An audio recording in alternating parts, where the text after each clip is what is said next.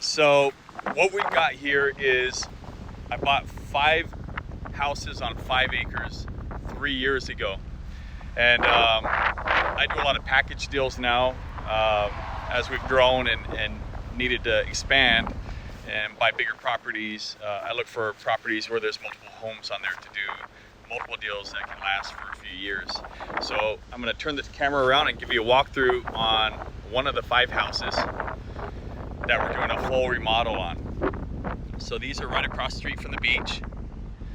And on the outset, the first thing we do on our remodels is we actually redo the roofs. I always redo the roofs fast and first when we do a remodel so that we don't have to risk any types of leaks or those kind of things that would ruin our remodel during it. We added an entire brand new deck here. Something to remember when you do your deck steps or your outdoor steps is always pour your concrete as your last step. You need to make sure your wood is not sitting on the ground so you don't get deterioration on the wood. We're gonna enter in. So we took all the windows, had those replaced, all the doors, all replaced. This is a full gut remodel. So let's go inside. This is a 1 bedroom, 1 bath. Some of the things that we did was, you'll notice up there in the ceiling, see that brown line?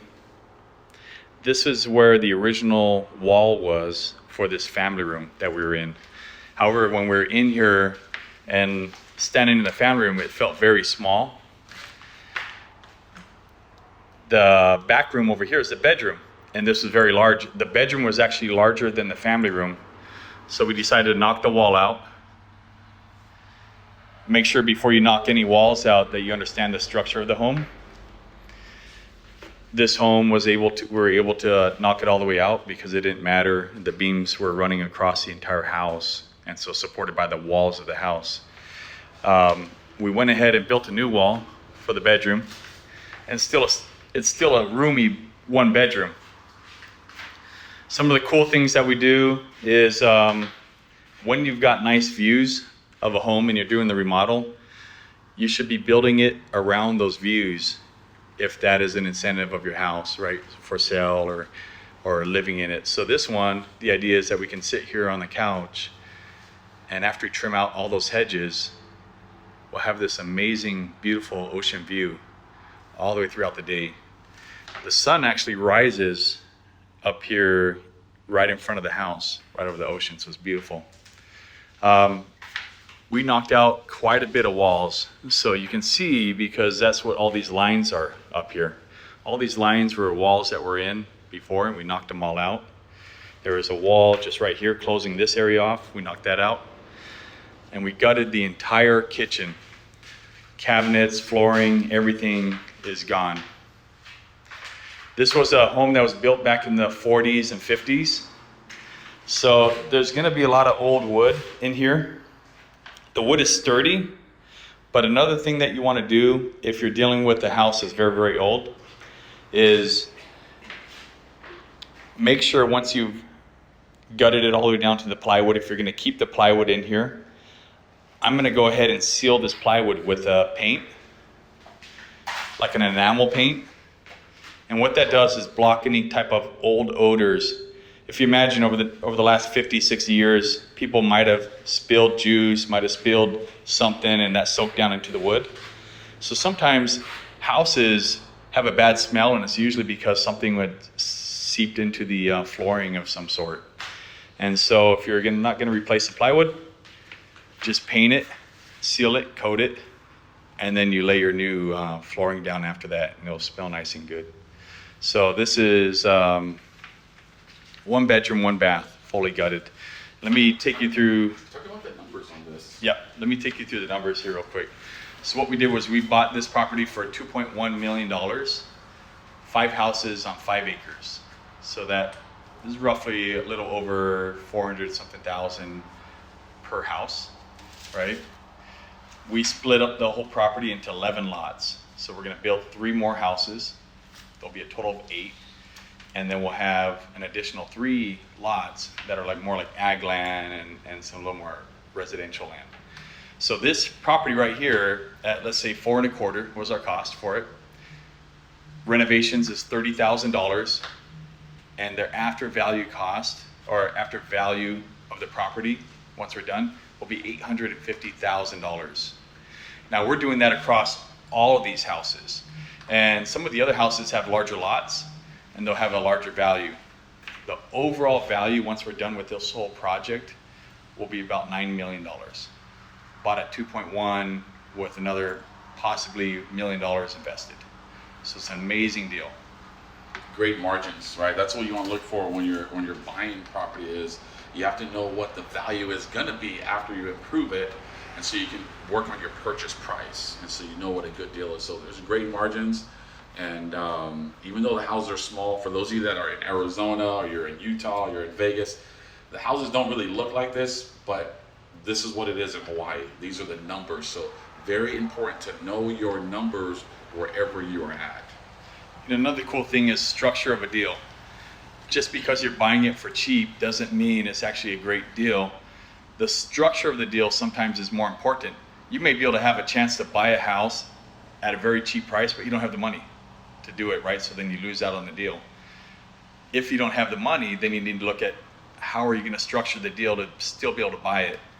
This particular deal, $2.1 million, we negotiated the price down to 2.1 from 2.5, and then we got the sellers to carry back $1.8 million of that purchase price for 3.5 years. So what does carryback mean? So carryback just means the seller operated as if they were the lender now on this property. So we were able to only have to come up with a down payment, let's say 2.1 to 1.8, $300,000, and the remaining amount of money due, the seller took that as a loan, and we paid them monthly payments over a period of time. The cool thing also with that is watch out for your interest rates. Our seller, I had them at a 4.5% interest rate on the $1.8 million. So it was an amazing structure all the way around. So it wasn't just that we got a great deal, we could renovate the houses. We also structured our loan the right way so that we could afford carrying the costs for 3-something years while we did all these renovations and everything. Yeah, very, very good point. So understanding structure, understanding the needs of the seller, and because sometimes if you're working with a realtor, they may not want to ask for the seller to carry back. They want it to be sold. We've done this many times. We've done it. Yep. Kay and I were putting in offers, and we asked the realtor if we are working with one to ask the seller to carry it back. And we're like, oh no, I don't want to do that. We can't do that. Well, why not? You can do that. Okay. It doesn't hurt to try and ask. So what this does by having the seller carry back, it affords you the ability to have more capital, more money available to do the rehab as opposed to putting it down for the property. So you want to get the property in your possession with as little money down as possible, so you can save that money for the rehab costs, because it does take money to get it rehabbed, and then the furnishing or whatever, the improvement of the land to get it sold and flipped at a high value. Now, most of my deals are seller financed, and you may be wondering, why would the seller take a $1.8 million loan instead of just selling the property and getting all the cash, right? Here's the benefit to why the sellers will do this, and educated sellers understand this. If it's like February and your normal income is only $100,000 a year, and you've got this property you inherited from grandma, grandpa, or your dad, or whatever it is, right? You've got a property with a lot of equity, and you sell it. Such is the case with these sellers. If they were to sell it and take the $2-something million, they would have had to find some type of way to offset that for taxes, or their $2.1 million would have been taxed, and they would have lost hundreds of thousands of dollars. So by doing the seller finance over a course of a few years, the sellers get their money, let's say in lump sums, along the way, but they also save a lot of money in taxes. Yeah, so you might be wondering, okay, I see, okay, yeah, you're doing this big deal, there's 11 lots, all these houses, but I'm just getting started. Like, what do I do? What do I need to know to get my first one? And so My quick tip is you got to know your area that you live in. Start there, your neighborhood. This area we know very well. We've lived here for a long time, so we understand it. Get to know your area and then start to build a team. So who are some team members you would need to get a project done? Because I saw a question in there like you need contractors, stuff like that. So team members, and how do they look around in their area? So one of the things is, as far as a team goes, one of your biggest assets is going to be a contractor, and it's got to be somebody you trust, somebody that you know is going to be reliable. Alan and I have dealt with that several times over the years, and this just happens a lot, that if you get a contractor you don't know, there's sometimes that they don't hit the deadlines that you need, but you based your entire project over finishing it by a certain date, and now you're 3 months behind on that. So I would say contractors is usually a big asset in these types of deals when you're doing renovations. One, so that you can actually verify the costs, right? And you can really agree to whatever it's going to cost to repair it. But the other one is that they're going to get it done on time. And those are huge factors when you're doing remodels. Yeah, because that'll affect your budget. So how do you know what things cost? Well, you got to study what does building material cost? What does it cost to replace a kitchen, cabinets? What does it cost to move a wall? What does flooring cost? Those are some of the things that you need to know and be experienced at it. And if you don't know, go find out. Go talk to people that you trust that know that particular area. Now, let's move into finding the deal, because I know a lot of these guys, a lot of our followers here, they may not have ever done a flip before. So how do they find one? Finding a deal there's a lot of different strategies, but one of the biggest things that I do is I start off with just MLS, right? The actual websites out there that you can search for properties for sale. Realtor.com, Trulia, Zillow, all these different apps, right? Get familiar with your area.